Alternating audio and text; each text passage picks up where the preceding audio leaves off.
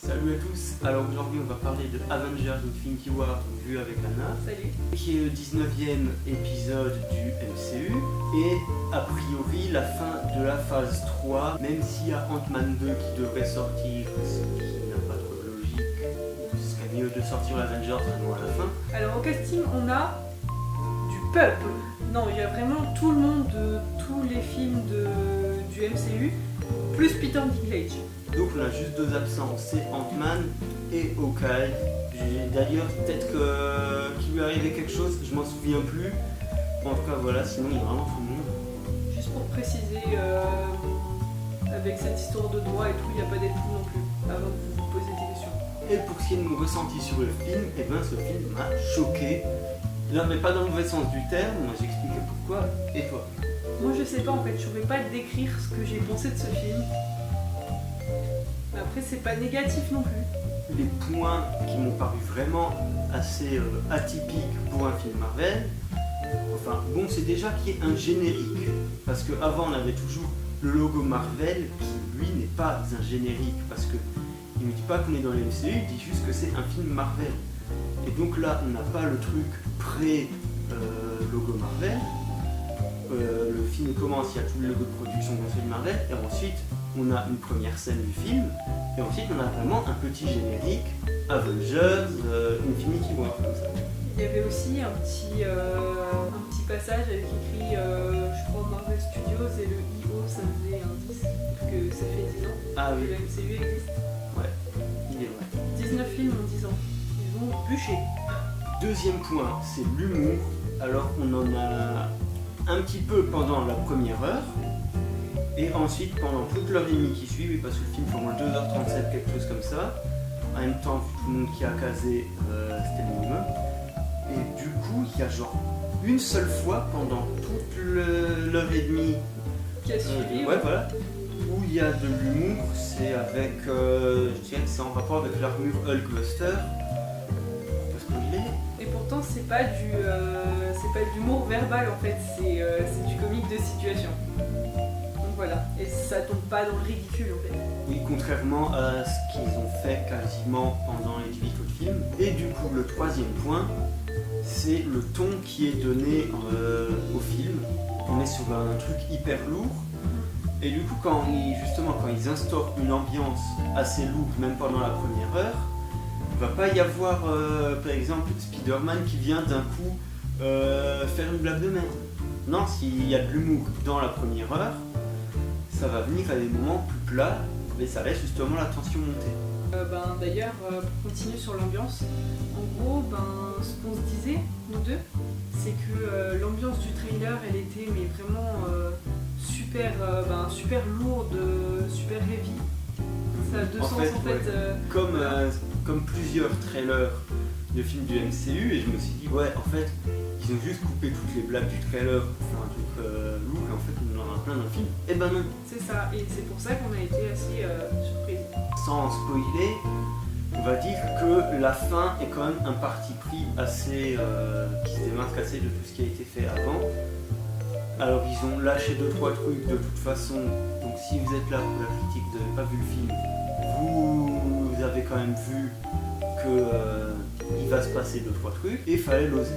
Et c'est là qu'on se rend compte qu'en fait ils ont fait un build-up de 18 films qui servaient à ça. C'était bien long quand même. Pour les informations de base, oui, il y a une seule scène post-générique tout à la fin du générique. Et pour ce qui est de la 3D, sinon j'ai pas trouvé qu'elle ajoutait énormément au film. Moi non plus, mais en même temps, elle était pas dégueulasse. Oui, mais on est quand même en droit d'attendre quelque chose de plus d'une 3D que juste dire qu'elle n'est pas dégueulasse. Ouais, Oui, pas comme avec Thor Ragnarok. C'est ça, donc c'est quand même une avancée par rapport à ce film-là avec les gens qui avancent tout seuls sur un tapis roulant. Mais précisons qu'on devrait ne pas avoir à le faire. Alors, pour ce qui est de la réalisation, on retrouve les frères Russo, donc, qui avaient fait les deux derniers Captain America. Et du coup, je suis très divisé parce que, en fait, je trouve que tout ce qui est dialogue ou genre moment, on voit juste les personnages se déplacer, interagir avec leur environnement, mais hors scène d'action, c'est plutôt bien foutu. Cadrage sympa, bonne lumière et tout. Bon, c'est une fois qu'on passe vraiment aux scènes d'action, ben là, c'est toujours aussi dégueulasse que ce qu'ils avaient fait avant. Et en fait, je me suis rendu compte que ces gars, ce qui leur manque, c'est de savoir faire une mise en scène grandiose. Parce que là, on a des combats donc censés être les plus titanesques de tout ce qui a été fait jusqu'ici. Mais quand on se rend compte que plein d'autres réals qui sont passés dans le MCU, genre Joss Whedon ou même récemment Ryan Coogler, leur plan respirait beaucoup plus l'épicness. Oui, alors que là, on a une mise en scène assez plate, et en plus c'est surcoté, mais même en étant surcoté, on pourrait faire bien mieux, quoi. Là en fait, la réalisation ne suit pas, alors que le film devait avoir au moins des scènes d'action qui vraiment pétaient, vu qu'on est quand même à l'aboutissement de tout un truc. C'est vraiment pas ça le retient du film. On a quand même fait un pas en avant par rapport au calculé et tout tendu qui se battait dans Civil War. Pour ce qui est de la musique, on a le droit au retour d'Alan Silvestri qui avait fait toute la musique d'Avengers. Et moi, comme je dis, c'est qu'il repompe totalement ce qu'il avait fait pour Avengers, quoi. En plus, des fois, il balance le thème des Avengers, alors qu'ils sont pas du tout réunis, c'est juste qu'on a Captain America qui apparaît dans un coin. Steve Rogers. Sinon, j'ai l'impression qu'en fait, ils ont juste pas voulu faire le syndrome Lex Ultron, donc où ils prenaient, donc c'était plus Sylvester qui était à la compo, donc ils reprenaient une fois le thème des Avengers, ensuite c'était que de la compo originale plutôt plate. Donc là, il faut dire Sylvester juste pour pouvoir lui dire ouais, reprends ton thème que tout le monde connaît, que tout le monde aime. Au moins il y aura une petite légitimité. C'est ça, et en gros, j'ai l'impression que Sylvester, du coup, il a visionné les scènes du film, il a dit ah, là on voit Steve Rogers, hop là, on cale un thème des Avengers, et les mots c'est fait, allez, je vais aller manger au chinois. Et aussi, c'est bien beau d'avoir un putain de crossover avec la race, les personnages et tout, mais j'ai regardé quelques fois mon petit téléphone pour voir l'heure qu'il était, ils ont mis quasiment 1 heure à introduire tous les personnages, et encore, il y en avait encore 2-3 qui sont qui n'ont pas été introduits tout de suite dans la première partie du film. Par exemple, je spoilerai rien, au bout d'un moment, ils ont dû se rendre compte que oh merde, ça y est, il y a déjà quasiment 1 heure qui est passée, on va dire 3/4 d'heure, et on n'a pas introduit tout le monde. Alors, du coup, il y a une scène avec un personnage, et là, bam, bam, bam, il y en a 3 de plus qui arrivent. Hop là, c'est bon, on a introduit tout le monde. Et surtout qu'on sent que c'est extrêmement rushé, que les scènes, ils pouvaient les faire durer plus, mais que pour rentrer, faire un film, parce qu'à la base, en fait, le projet, ça devait être un diptyque, donc on devait avoir une première partie là en ce moment, et une deuxième partie l'année prochaine. Et du coup, ils ont décidé de faire le film en une seule partie, et on sent vraiment que c'est coupé au millimètre, pas le temps de niaiser. Pas le temps de niaiser, exactement. Et donc c'est pour ça qu'on a des personnages genre qui sont à un endroit, on les retrouve une scène plus tard, ils sont à l'autre bout de la planète. Le bout de l'univers, tu sais. Et on se sent assez, comment dire, bousculé parce que tout bouge et on n'a pas le temps de s'y repérer, quoi. C'est limite, ils pourraient nous cacher tellement de trucs, c'est limite, ils pourraient utiliser plein de facilités scénaristiques tellement ça va vite qu'on s'en rendrait pas compte parce qu'il y a trop à assimiler, du moins pendant la première heure. C'est ça. Donc là, il y a Peter Parker avec son armure, et boum, là t'as rien vu venir, c'est les gardiens de la galaxie, wouh, tu vois. Bon, ensuite le truc c'est qu'on connaît tous ces personnages, du coup c'est sûr qu'on va pas les introduire 500 ans. Ceux qui n'ont pas vu les films précédents, pour Marvel ils avaient qu'à cracher le pognon et les voir. Et le film va se concentrer principalement sur Thanos. Et qui est un gros méchant fils de pute.